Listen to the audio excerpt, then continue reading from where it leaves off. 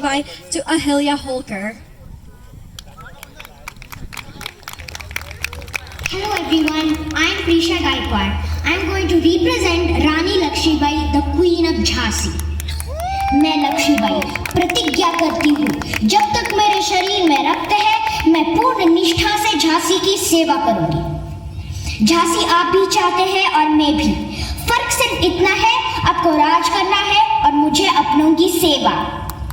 हम लड़ेंगे ताकि आने वाली पीढ़ियां अपनी आजादी का उत्सव मनाएं।